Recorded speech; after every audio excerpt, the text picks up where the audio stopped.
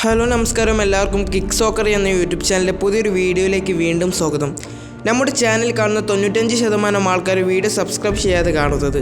ദയവ് ചെയ്ത് സബ്സ്ക്രൈബ് ചെയ്തതിന് ശേഷം മാത്രമേ വീഡിയോ കാണാൻ ശ്രമിക്കുക. കേരള ബ്ലാസ്റ്റേഴ്സ് ഇപ്പോൾ സൂപ്പർ കപ്പിനുള്ള ഒരുക്കത്തിലാണ്.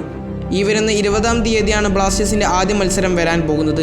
എതിരാളികളായി ശക്തരായ ഈസ്റ്റ് ബംഗാൾ FC ആണ്. ഡേവിഡ് കറ്റാലയുടെ കീഴിലുള്ള ആദ്യ മത്സരമാണ് ബ്ലാസ്റ്റേഴ്സ് ഇറങ്ങാൻ പോകുന്നത്. പക്ഷേ ചില ബ്ലാസ്റ്റേഴ്സ് ആരാധകർക്കുള്ള സംശയമാണ് ക്യാപ്റ്റൻ അഡ്രിയാൻ ലൂണ അടുത്ത സീസണിൽ ബ്ലാസ്റ്റേഴ്സിൽ ഉണ്ടാകുമോ എന്നുള്ള ചോദ്യം ഇപ്പോഴും ചർച്ചാ വിഷയമാണ്. ഇപ്പോൾ ഇത് ബ്ലാസ്റ്റേഴ്സിൻ്റെ പുതിയ കോച്ചായ ഡേവിഡ് കറ്റാലയോട് തന്നെ ഈ കാര്യം ഇപ്പോൾ ചോദിച്ചു. പക്ഷേ ഡേവിഡ് കറ്റാല ഒരു വ്യക്തമായ ഒരു മറുപടി നൽകാൻ അദ്ദേഹം തയ്യാറായിരുന്നില്ല.